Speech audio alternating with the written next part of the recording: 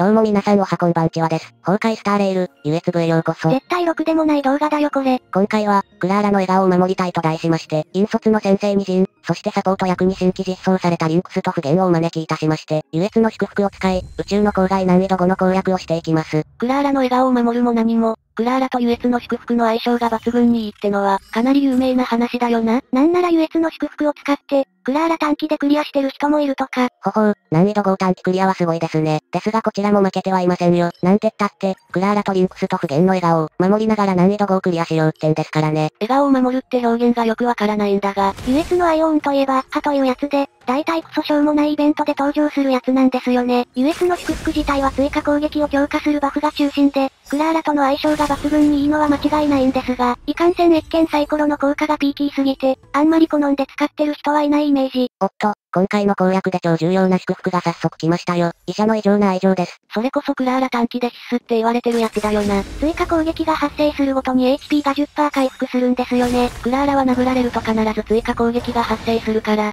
これで反撃しつつ HP を回復する耐久戦術で、短期攻略を実現してるんだよな。短期攻略なら必須なのは理解できるんですけど、今回は普通に北条のリンクスもいますし、なんならダメージ分担してくれる不言もいますよね。そんな HP10% 回復が重要になるとは思えないんですけど、前回の動画は孫悟主人公とナターシャで難易度5をタイプってたしな。それよりはるかに優秀な不言とリンクスがいて、どうして HP10% 回復にしがみつく必要があるんだ？そりゃもちろん、前回の動画がくっそ簡単な挑戦だったからでは？三月なのか、孫悟主人公、ナターシャ、ヘルタ、全員貫突してレベル80までしっかり育ててましたし、それだけやり込んでクリアできなきゃ、クソ課金ゲーを釣って罵倒して終わるだけの話じゃないですか。おいこらお前、ホヨバースの悪口は許さんぞ。いつからお前そんな中堅になったんだよ。前回の動画のコメント欄に、そんなガチガチに育成するリソースねえよって苦情があったの知ってます？いやまあそういうのは必ず絶対湧いてくるからな。課金するか、やり込むかの二択なんですけどね。まあうちは課金してやり込みまくってますが、まあ確かに無計画に異物周回しまくってたら、奇跡の素材や経験値アイテムが足りないこともあるでしょう。わかりますよ。異物周回楽しいですもんね。むしろ異物周回以外このゲーム楽しい部分ないですよね。それはあまりにも暴論。異物周回、解ける開拓力、まさしく優越、アッハ様も笑顔で笑ってらっしゃいます。その選択肢はまずい。アッハ様？そんで結局、お前は今回何がしたいんだよ。いやだから、少女たちの笑顔を守りつつクリアしたいだけですよ。ちょっと守るべき少女がか弱いところはありますが。見た目はか弱いけど編成はゴリゴリじゃねえか。ゴリラ、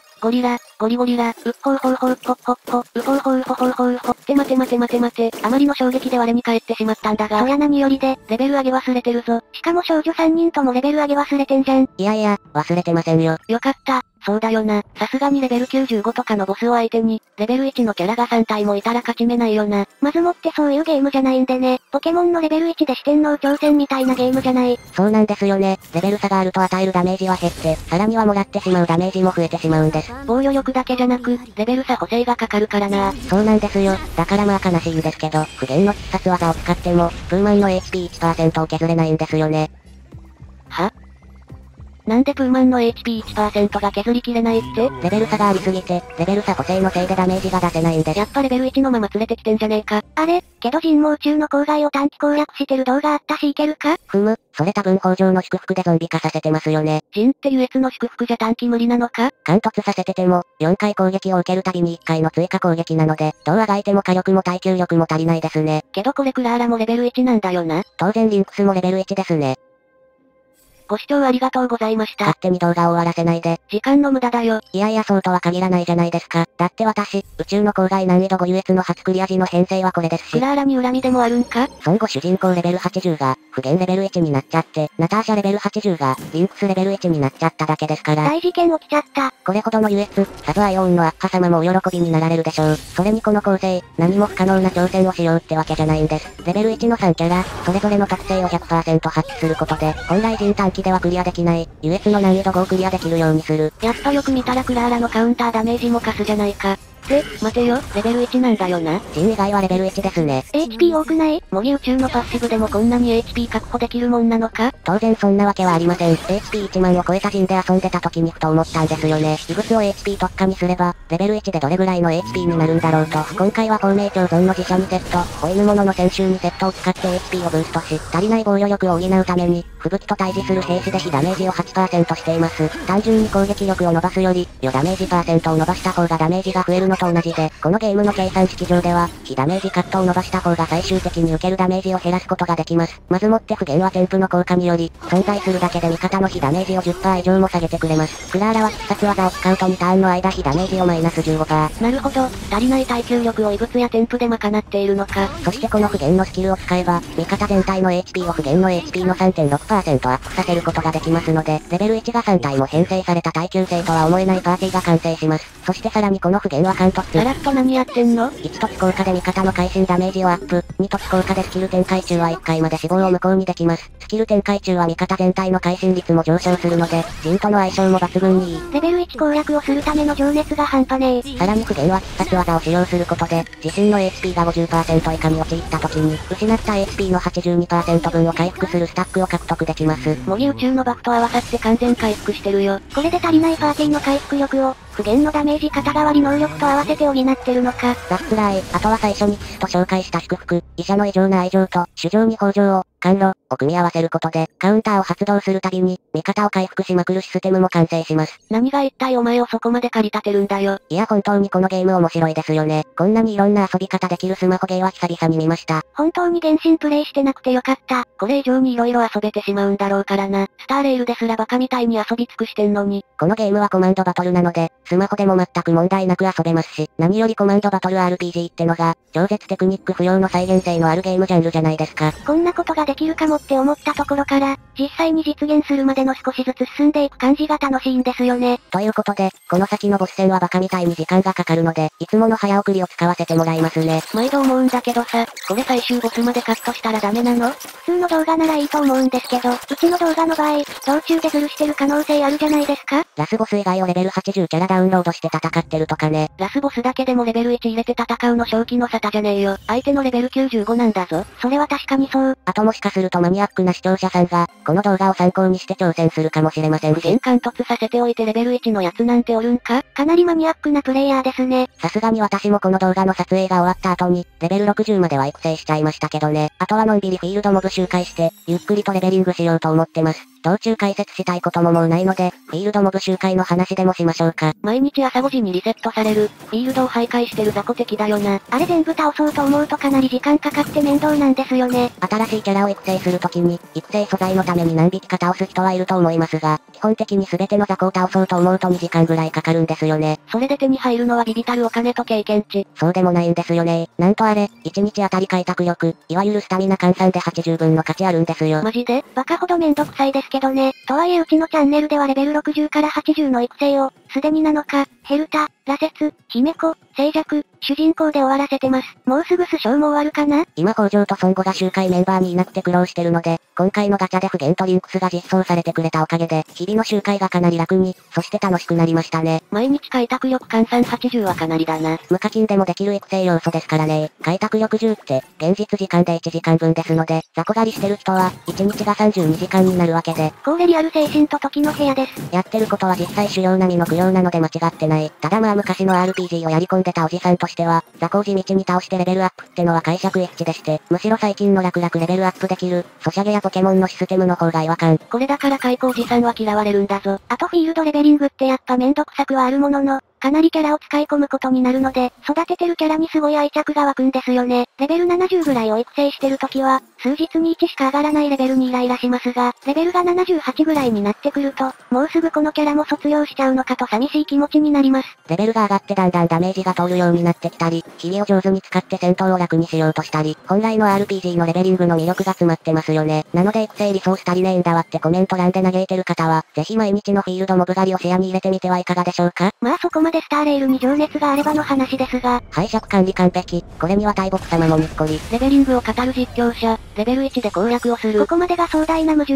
2ボスについては少しだけアドバイスがあります。最も倒しやすい2ボスは、閣下だと思います。時点でスバローグですが、スバローグは最終フェーズが問題で、最終フェーズで陣が敵のマニピュレーターに捕まると罪となります。なので、クラーラの必殺技とリンクスのスキルをクラーラに使って、陣にマニピュレーターのターゲットが向かわないように、ヘイトのコントロールをする必要があります。一方で閣下戦でヤバいのは、全体未了デバフですよね。本来であれば行動制限系デバフは、不言のスキル効果で一括レジストできるんですが、あれはレベルを上げた時に奇跡解放で入手できる添付ですので、ていうか不言は無凸が優秀すぎて、全く限界突破する必要性を感じません。モチーフ光塩水も強いっちゃ強いですが、ヘルタショップで買えるものが相性良すぎて必要ないっていう、今回ホヨバースは財布むしり取る気あるんかと心配になります。それでいて性能はレベル1でもご覧のありさま、レベル上げて天賦解放すればさらに強くなると、渓流やトパーズを狙ってる人でも、無凸不言は確保をお勧めします。無課金でもこれから毎日プレイしてイベントなどに参加していれば、渓流かトパーズどちらかぐらいは手に入る石の配布あるでしょうし、不言は羅刹同様、ゲームのシステムをひっくり返すキャラっぽいので、今後好きなキャラクターで楽しくゲームをするためにも、不言の確保はマストな感じがします。羅刹取ってない人は今結構後悔してるだろうしな。ですが不言には決定的な弱点がありまして、一瞬で吹っ飛んだ、2突効果の蘇生がなかったら今ので終わりか。味方のダメージの 65% を肩代わりする性質上、全体範囲攻撃で受けるダメージがやばいんですよ。今回はレベル1で攻略してるので、クラーラとリンクスが受けるダメージが半端なくやばい。そりゃ吹っ飛ぶわな。普通に育成してもこの範囲ダメージの問題は顕著で、かなりしっかりと HP を確保した育成をしておかないと、一発で5割以上持っていかれることになりますね。とはいえ、この時点で2ボスの範囲攻撃って普通にレベル80でも死者が出るレベルのダメージを食らうので、パーティーを打開させずに維持している不言の性能や恐るべし。まだ主情に北条の祝福が手に入っていないので、HP 回復能力に難のある状態です。それでもパーティーが紙一重で耐えきっているのは、不言のパーティー維持能力がないと無理ですね。不言はスキルを発動させなければダメージを肩代わりしないので、不言を延命するためにスキルをわざと使わなかったこともあるんですが、そうするとやはり範囲攻撃で陣以外のキャラが瞬殺されました。だけど不言の復活能力は1回きり、HP 回復能力もかなり自利品になってるけど、全力でスキルを回して必殺技の回転を上げようとしていますが、これまたスキル発動中にスキルを発動すると追加で AP 獲得の能力は、レベルアップで奇跡解放される能力なんですよね。あれ？もしかしてこのゲームレベルアップって重要なんじゃね？まさかカーニバル、そんな祭りは存在しない。不言がパーティーを支えてくれている間に、どれだけ格価を削り切れるかが勝負ですね。ジンちゃんにかかってるってわけです。実際めちゃくちゃ頑張ってはいるよな。こんな少女3人引率して、難易度5のボスを一人で片付けて、ハーレム羨ましすぎるが？やっぱイケメンはどしがたいですな。不言の凄さと必要性は理解したんだが、リンクスの方はどうなんだ？今回のガチャ、実は星5ダブルキックアップだったみたいで、リンクスめちゃくちゃ強いです。欠点は臭いところぐらいでしょうか。臭いのはシュールストレミングの方だから。凸性能もめちゃくちゃ優秀で、もし不言の無凸を確保できても、リンクスの凸を進めるためだけに、追加50回ぐらいガチャ回してもいいと思ってます。その50回で星5が出なければ次の限定ピックアップに持ち越せますし、すり抜け星5が来ても次の限定ピックアップが確定。50回以内に不言が1凸できるなら、1凸効果はかなり強いのでそもそもどう転んでも追加50回のガチャはマイナスにならないんですよね。それでいてリンクスのピックアップは今を逃すと2ヶ月ぐらいないでしょうし。羅刹いない人は是が非でも確保しなければならない工場です。唯一相性が悪いのは演劇とアーランぐらいでしょうか。低耐久壊滅組とはちょっと相性が悪いですよね。リンクスはスキルで回復した味方にサバイバル反応を付与し、その味方が壊滅か損後の運命の場合ヘイトを大幅アップさせます。今回はその能力を用いて、タイミング次第でクラーラとジンのタンクを切り替える作戦なんですが、ついに不言が耐えきれずにダウンしたか。カフカの洗脳を食らっていてどうすることもできませんでした。一緒にリンクスも洗脳されてて解除も回復もできませんでしたし、ですが相手のカフカも残り1ゲージ、ここまでパーティーを支えてくれてありがとう不言。やばい、また全体洗脳を使ってくる。リンクスの最大の強みは必殺技です。必殺技を発動すると、味方全体を回復した上にデバフを一つ取り除くことができます。全体洗脳を一括で解除できるのやばくね？さらに陣に付与したサバイバル反応のおかげで、ターゲットが陣に集中していますね。これによって陣は効率的にカウンターを発動することが可能。祝福が揃って、追加攻撃するたびに味方全体を回復する準備ができれば、クラーラに集結することで、かなりの耐久力を発揮することができます。そう、レベル1でもね。その情報どこで参考にすればいいんだよ。リンクスの1凸は回復力アップ、2凸はサバイバル反応にデバフ抵抗付与、4凸でまさかのサバイバル反応に攻撃力アップバフ付与、3凸はサバイバル反応で上昇させる味方の HP をさらに上昇。なので最低でも2凸、できれば4凸までは確保したいんですよ。それが不言を引いても追加でガチャ回してリンクスを確保したいって理由か。宇宙の郊外、羅刹使うと結構余裕なのでTwitch配信ではあえてナターシャ使うこと多いんですけど、正直リンクスは縛りにならないレベルで革命的ですね。どうしてこのチャンネルはすぐに縛ろうとするのか。今回の動画でも、当然リンクスのレベルを上げてしまうことも考えられましたが、実装された後で性能を見たら、そのあまりの強さに必要ないんじゃないかと思いまして。いやまあ実際不言が落とされた後も、リンクスのヘイトコントロールで待機してはいるな。それと追加で本当に必殺技の全体デバフ解除が強すぎるんだ。先ほどは必殺技が回りきらずに洗脳されましたけど、最終フェーズのペースであれば十分対応可能。落ち着いてデバフを解除しつつ、クラーラとジンにヘイトコントロールして、閣下の HP ゲージを削り切っていきます。けどこの場合、レベル80で頑丈なジンに攻撃を集めた方がいいんじゃ？このコンテンツの相手の攻撃力、マジでやばいんですよ。プレイしてる人なら今頃本当にレベル1なのか疑ってるとと思います。そんなヤバい火力なので万が一陣に強力な攻撃がラッシュされて、倒されてしまうと本当にクリア不可能になってしまいますので。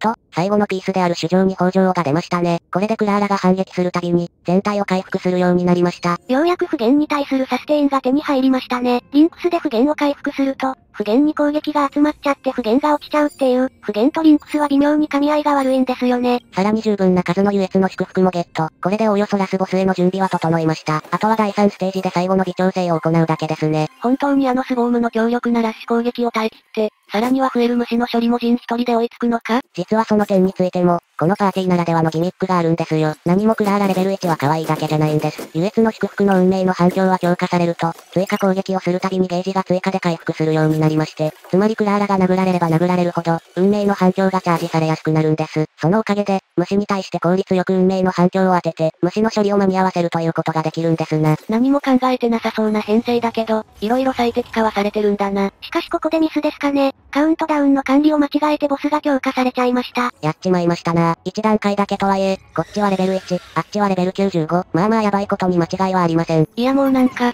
ここまで圧倒的に力の差があると、一段階ぐらい誤差だろって思ってしまう自分がいるわ。ただでさえやばいボスが強化されるから相当やばいんですけどね。まあ実装から結構時間も経ちましたし、難易度強楽にクリアできる人も増えてきたのでは、刺激が足りない人は、ぜひレベル1攻略試してみてくださいね。ここまで都合よくレベル1が残ってるやつもいないだろ。そういえば前回の動画の理心ギミックを使えば、全員レベル1でもクリアできたりしますかね？凍結が運命の反響以外で実質不可能になるので、無理だとは思いますが絶対とは言えないですね。理心も結構効果抵抗されますし、レベル差補正で7日の必殺技が全く役に立ちませんし、もともとクラーラをレベル1で置いてあったのは、クラーラレベル1タンク挑戦してた名残でして。クラーラに恨みでもあるんか？結局、レベル差補正の問題でダメージが通らないので、多少耐久できても倒すことができなかったんですよね。今回全てレベル1で挑戦せずに、陣だけレベル80で妥協してる理由がそれです。もし、レベル1でもダメージが通せるキャラやギミックが出てきたら、ワンチャン挑戦してみたいとも思いますが、リンクスと不言はレベル上げたいからさすがに無理かな。うちのチャンネルとしては、意図的にレベルを下げたり、突数を制限したりする挑戦機能の実装が欲しいよな。まあ普通の人には全く関係ない話ですけどね。突数をプラス1する器物とかあるんで、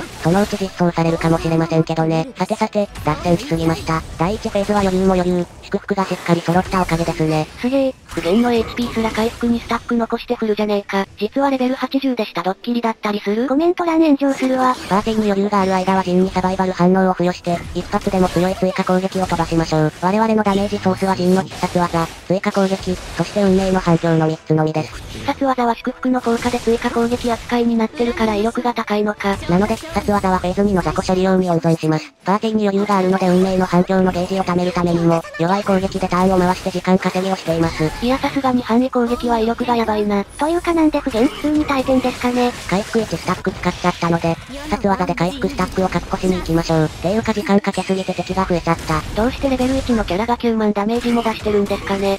さすがに貫突効果強いか？貫突したからにはアタッカー型不言もやってみたい。まあそういう動画は他の投稿者さんがすぐ投稿すると思うので、やはりうちとしてはひねっておきたいところはありますよね。ひねりすぎてねじ切れそう。さて第2フェーズの始まりです。ここからは敵の攻撃がさらに苛烈に、敵の分裂がさらに多くなります。できる限り不言に負担がかかる前に突破するのが最善策。貯めておいた運命の反響、必殺技などを全て一気に吐き出します。開幕で 50% 削れたのはかなりでかいのでは？ここからは万が一陣に負担がかかりすぎるとまずいので、クラーラに襲撃を開始します。さらにクラーラが反撃を連打することで、運命の反響のチャージ効率をアップ。ここで不言の HP が 50% を切ったので陰陽転換。まだ不言は蘇生効果も、回復効果も残ってるので耐えられる。リンクスのスキルでクラーラに襲撃。これで約 80% の攻撃がクラーラをターゲットする計算。これがレベル1のキャラに対する所要かよ。ノープロブレム。かねてよりレベル1で実戦配備され続けたクラーラです。耐久力が違います。このチャンネルのクラーラのスバローグだけ、アダマンタイト製の素材でできてたりするんか？ってまっつい、不言以外の全員が強行状態になってしまった。かなりヤバくない？リンクスが健康だったら解除できたのに。いやもうこれ操作できないからどうしようもないぞ。強行が解除されるまで、不言で耐えるしかない。だけどここで全ての運用転換のスタックを消費。これでもう現状不言の回復は発動しない。ってあれ？陣が動いてる？運命の反響、北条との運命の工作でデバフ解除ゲットしてました。なんだよこの攻略隙がなさすぎんか？いやまあとはいえ実際危なかった。強行になったタイミングでは運命の反響のチャージが追いついてませんでしたし、クラーラのカウンターがなければ、まだチャージ終わってなかったと思います。チャージ専用カウンターかと思いきや、ちゃっかり2万ぐらいダメージ出てて草なんだ。これ以上長引くと不言が持たないので、陣にサバイバル反応を付与して襲撃します。早く第2フェーズを終わらせないと。これ不言の必殺技間に合うのか？不言は必殺技に必要な EP が135とかなり多めなので、レベルを上げて添付の解放が重要なキャラです。これをしないとご覧の通り必殺技の回転が追いつかず、かなり苦しい戦いを強いられます。解放してないのに解放の重要性がわかるすごい動画だ。ですがこれで第2フェーズ突破、不言の会心率バフ、会心ダメージバフのおかげで、陣の火力は期待以上の数字になっていますね。しかもこれ、ちょうどフェーズ切り替えのタイミングで追加攻撃が、ここまでは狙っていませんでしたが、雑魚の爆発も含めてボスにかなりのダメージが、落ち着いてボスの分裂、その後の雑魚の分裂を待ちます。この雑魚の分裂まで見てから運命の反響、そして陣の必殺技をぶちかまします。このタイミングを逃してしまうと、ボスのチャージ攻撃ラッシュでパーティーが崩壊してしまうと、雑魚を倒しきってしまいたかったのですが、陣の HP 消費が足りておらずダメージが伸びませんでした。ここで不言が耐えきれずにダウン。ですがまだ終わりません。蘇生チャンスを消費して再び立ち上がる。ターゲットはクラーラに襲撃。陣の事故を設定して防ぎます。それでも殴られてしまう陣兄貴。まあこればっかりは運ですからね。クラーラの追加攻撃のダメージがとんでもないことに。よしよし、スキルの全体攻撃で雑魚に利心が入りました。さらに不言の必殺技発動。うまくいけばこれで雑魚を倒せるかもしれません。雑魚を倒せれば遵守の祝福の効果で、もう一度不言で必殺技が打てます。一気に不言の回復のスタックが2に。クリアだけを考えれば、陣の必殺技を2連打した方が良いですが、私の目標はあくまで全員笑顔でのゴール。少しでも不言が生き残る可能性があるのなら、それに全ベットして当然ですよね。不言のおかげでラスボスの猛攻をいなしてるようなもんですからね。運命の反響で左側が凍結。これうまく利心が乗れば倒せますよ。だがやはり記憶の祝福の効果命中バフもないから、ボスに利心はそうそう乗りはしないようだな。残念です。しかし不言はギリギリ耐えてくれた。ギリギリだ。ギリギリの戦いだ。順調にクラーラが襲撃して、カウンターを繰り返している。運命の反響ももう半分ぐらい溜まってるぞ。片方のボスの HP は残り 5%。これはいけますよ。さあ、シュールストレミングのおかわりですよ。HP もほぼ全回復状態。いけ、このままぶっ飛ばせ。難易度5がなんぼのもんじゃそんな。どうして？不言様、不言がとんでもないダメージを肩代わりしてくれたおかげで、他のメンバーはほぼ無傷の状態だな。あれがないと今の攻撃でクラーラも落ちてただろう。許さんぞ。少女たちの笑顔を曇らせる。お前たち繁殖のアイオンを私は許さない。アッハの、優越のアイオンの名のもとに貴様たちを駆除する。どちらかというと優越サイドの方が曇らせてそうだけどな。不言に捧げるレクイエム。ということで、わずか1ターン延命が追いつかず、全員生存エンドにはたどり着けませんでしたが、レベル1キャラ3名編成での難易度5プラス1、優越でクリアいたしました。なんというか、レベル1キャラがここまで残ってる廃人もそうそういないだろうし、ある意味こんな挑戦したの世界でお前だけだと思うよ。すごいと思ってくれた方は動画の高評価を、今後も意味不明なスターレールの世界を見たい方は、チャンネル登録をよろしくお願いいたします。動画のコメント、基本的に全部読んでるので次回の動画の参考にしたいのでどしどし書いてください。うちの動画、再生数に対してコメント少なすぎて泣いてます。めっちゃ斜め上の苦労たくさんして動画作ってるので、どんなコメントでもいいから感想もらえると喜びます。といったところで今回の動画はここまでです。異物は一切参考にならないだろうから、今回の動画では紹介を割愛します。レベル1組は全員このセットで、メインステータスを HP 割合をつけられる場所はそれで統一してるよな。つけられない部位はできる限り、HP 割合をサブステータスで厳選してます。この動画でしか需要なさそうな異物を3キャラ分も作ったので、真面目な不言の異物がありません。まあ不言のレベルが80になるまでにゆっくり厳選していきましょう。最後までご視聴いただき、ありがとうございました。